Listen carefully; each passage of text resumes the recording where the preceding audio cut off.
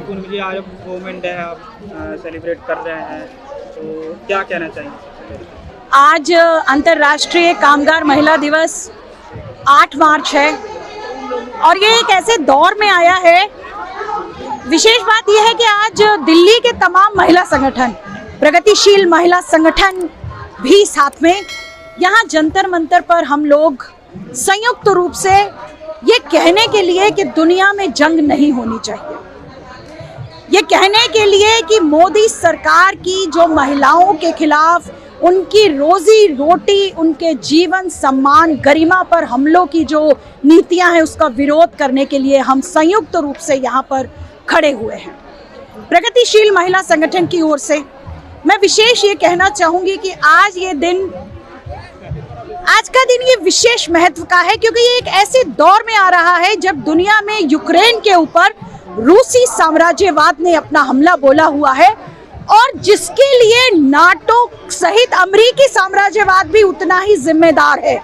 रूस और अमेरिका ने आज यूक्रेन के ऊपर जिस तरह का युद्ध थोपा हुआ है और दुनिया में साम्राज्यवादी लूट और युद्धों का जो दौर वो शुरू करना चाहते हैं, ये आज का दिन इसलिए महत्वपूर्ण हो जाता है कि आज से लगभग 100 साल पहले रूस की महिलाओं ने युद्ध के खिलाफ और रोटी के लिए, ब्रेड एंड पीस के लिए 1910 में आज ही के दिन मार्च की थी, जिस मार्च ने जारशाही का तख्ता पलट कर दिया था। और आज फिर से वो दिन महत्वपूर्ण है क्योंकि दुनिया की महिलाएं, जिसमें रूस की मजदूर महिलाएं भी हैं, जिसमें रूस के मजदूर भी हैं, जिसमें दुनिया के मजदूर हैं और आवाज दे रहे हैं कि साम्राज्यवादी युद्ध नहीं होना चाहिए। आज ये बात हम यहाँ से कह रहे हैं। 70 साल से ज़्यादा हो गया देश आज़ाद होकर। इन 70 सालों के बाद महिलाओं के हालात भारत में कितने सुधरे हैं, पर क्या? देखिए, क्योंकि ये माहौल साम्राज्यवाद का है और भारत के मौजूदा शासक हमारे प्रधानमंत्री, जो कि प्रधानमंत्री ज्यादा हो जाते हैं। आज हमारे प्रधानमंत्री जी 70 साल की आजादी के बावजूद भी भारत की महिलाओं को हिजाब पहनने या ना पहनने की आजादी नहीं दे सके। आज ये वो प्रधानमंत्री हैं जिनके राज में आरएसएस, जिनके राज में ये हिंदुत्ववादी ताकतें, जिनका हिंदुत्व असल में उच्च जातीय पितृ सत्तात्मक अहंकारवाद है, जो कि लड़कियां क्या पहने, कैसे पढ़े, कैसे जिए, ये हिंदू लड़कियां जब अपनी मर्जी से शादी करती हैं उनका हत्या करते हैं। ये हिंदू लड़कियां जब जीन्स पहनती हैं तो उनके ऊपर हमला करते हैं। और आज इनके निशाने पर मुसलमान लड़कियां हैं कि वो लड़कियां पढ़ेंगी कैसे, क्योंकि हिजाब अगर उन्होंने पहना है तो उनका स्कूलों में एडमिशन बंद हो रहा है, उनके ऊपर हमले किए जा रहे हैं। ये फांसीवादी मोदी सरकार है जिसने औरतों की स्थिति बना दी है। ये बेटी बचाओ बेटी पढ़ाओ की बात करते हैं। आज इन्होंने नई शिक्षा नीति कोरोना काल के अंदर ले आए हैं, जिसका नतीजा होगा कि लड़कियां जिनकी पहुंच से पहले ही उच्च शिक्षा बहुत दूर थी, अब और ज्यादा दूर हो जाएगी। शिक्षा ऑनलाइन होगी, डिस्टेंस एजुकेशन होगी, कॉलेजों को कहा जाएगा अपने फंड्स खुद जनरेट कीजिए। उसका नतीजा होगा कि लड़कियां पढ़ ही नहीं पाएंगी, क्योंकि महंगी फीसें, भारत के माँ बाप लड़कियों के लिए दोहरा दहेज की व्यवस्था करने में असंभव होंगे, अक्षम होंगे। और दूसरी बात, यही नरेंद्र मोदी साहब की सरकार आज 1 अप्रैल से 4 लेबर कोड इंप्लीमेंट करने जा रही है, जिसका नतीजा होगा कि औरतों को घर से निकलकर नौकरी करने में, जो पहले ही इतनी मुश्किल का सामना करती थी, और ज्यादा सामना करना पड़ेगा जब ड्यूटी ही 12 घंटे की हो जाएगी, जब ESI PF खत्म होगा, जब नौकरियों के अंदर कॉन्ट्रैक्ट को ही लॉ बना दिया जाएगा, कॉन्ट्रैक्ट का रेगुलेशन नहीं होगा और एबोलिशन नहीं होगा, बल्कि contract he rule of law बन जाएगा। तो ऐसे में लड़कियां जो पहले ही एडहॉक, टेम्परेरी, कच्ची नौकरियों में काम करने पर मजबूर हो रही है, और जब नौकरी के घंटे ज्यादा होंगे, वेतन नहीं होगा, तो लड़कियों को काम करने में और ज्यादा मुश्किल होगी।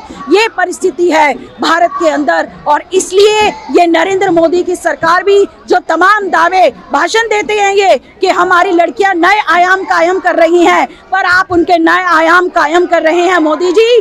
भूख के मामले में आज भारत की 56% से ज्यादा आबादी, आधी आबादी खून की कमी का शिकार है, क्योंकि संतुलित खाना नहीं मिल रहा है, दूध के दाम महंगे हैं, महंगाई है, कॉर्पोरेट परस्ती ने महिलाओं का जीवन बर्बाद किया है। और इस सब का हल केवल एक ही है, संयुक्त संघर्ष।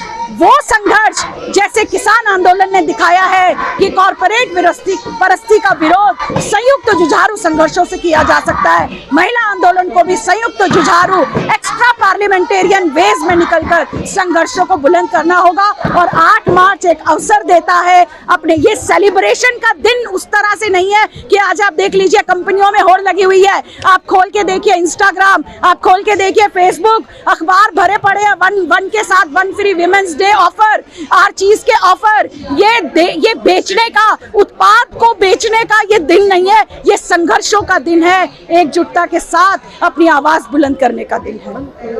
एक पार्टी कहती है बेटी बचाओ बेटी पढ़ाओ, दूसरी पार्टी कहती है कि लड़की हूँ लड़ सकती हूँ। इस देश में महिला संघर्षों की जो लड़ाई है वो कैसी है? सियासी लड़ाई है, सामाजिक लड़ाई है या कानूनी लड़ाई है, क्या? देखिए, जो पार्टी कहती है कि लड़की हूँ लड़ सकती है, उस पार्टी ने भी बहुत दिन राज किया हिंदुस्तान में, और आज उन्होंने भी उनकी नीतियों के, जो आज ये फांसीवादी नरेंद्र मोदी सरकार जो नीति अमल कर रही है, उसके बीज तो आज जो ये पार्टी कह रही है कि लड़की हूँ लड़ सकती है, उसी के बोए हुए हैं। नरसिम्हा राव की सरकार थी जब जो है इन्होंने नई आर्थिक नीतियां हिंदुस्तान के लोगों पर थोपी थी, जिसका नतीजा है आज राशन व्यवस्था खत्म हो गई है, जिसका नतीजा है आज हेल्थ सेक्टर का बेड़ा गर्क हो गया है, कमर्शियलाइजेशन हो रहा है हेल्थ फैसिलिटीज का, और औरतों को न खाने को मिल रहा है, न उनकी स्वास्थ्य सेवाओं की कोई गारंटी है, और शिक्षा का निजीकरण, ये सब उसी पार्टी, उसी सियासी पार्टी के बोए हुए बीज है। ये तमाम पार्टियां दरअसल में साम्राज्यवाद और कॉर्पोरेट परस्ती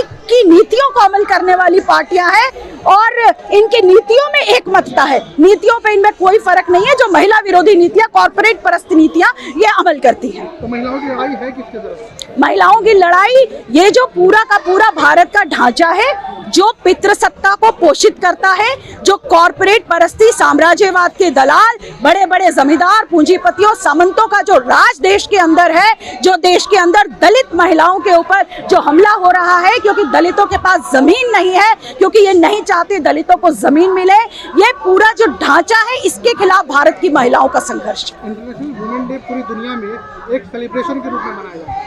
ऐसा क्यों है कि भारत में जब इंटरनेशनल वुमेन डे की बात आती है तो हमें महिलाएं सेलिब्रेशन से ज्यादा स्ट्रगल करती है?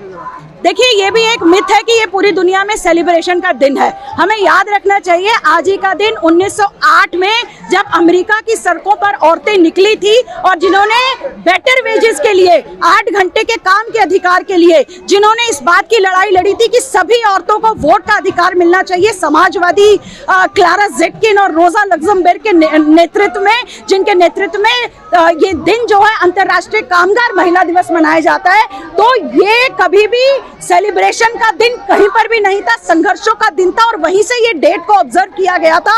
आज भी दुनिया की औरतें संघर्ष कर रही हैं, पूंजीवादी देशों में अलग तरह के संघर्ष है, और हमारा देश जो कि सेमी कॉलोनियल, सेमी फ्यूडल देश है, हमारे देश के अंदर भी औरतें संघर्षों को बुलंद कर रही है, और यही संघर्ष ही हमारा सेलिब्रेशन है। पिछले कई दिनों से एक हिजाब का मुद्दा छाया हुआ है, एक महिला होने के नाते आप इस मामले में कैसे? देखिए, हिजाब पहनना ना पहनना मेरी मर्जी है। फांसीवादी मोदी सरकार, हिंदुत्व की ताकतें, ये सत्ता में बैठे हुए नुमाइंदे ये तय नहीं करेंगे कि मुझे हिजाब पहनना है या नहीं पहनना है। हिजाब पहनना ना पहनना मजे की बात है। ये एक तरफ औरतों के लिए कहते हैं आप हिजाब पहन के स्कूल नहीं जाओगे, और यही वो ताकतें जो हिंदू औरतों को कहते हैं कि तुम सर पे पल्लू रखे बिना ससुराल में नहीं रहोगी, तुम घूंघट पहने बिना परिवार में नहीं निकलोगी। सभ्यता की निशानी ये घूंघट और पर्दे को बनाते हैं। तो हम कहना चाहते हैं, घूंघट, पर्दा, हिजाब, दुपट्टा, ये हमारे लिए जो तय किया गया है, अब हम तय करेंगे हमने उसको पहनना है या नहीं पहनना, और हम अगर पहनेंगे भी तो उसको संघर्ष का परचम बना करके इस फांसीवादी राज के खिलाफ, हमारे हकूकों पर हमलों के खिलाफ हम इस हिजाब और दुपट्टे को अपना परचम बनाकर लहराएंगे। जो ये हिजाब जैसे मुद्दे उठते हैं, जहाँ मंदिर में नहीं दाखिल होने देते, अभी कुछ ही दिन मध्य प्रदेश का ये मामला है कि एक दलित महिला को मंदिर में नहीं घुसने दिया। क्या ये जो हालात हैं, जो राजनीति में महिलाओं का जो प्रतिनिधित्व है वो कम होने के कारण है कि जो बराबर नहीं है उनका?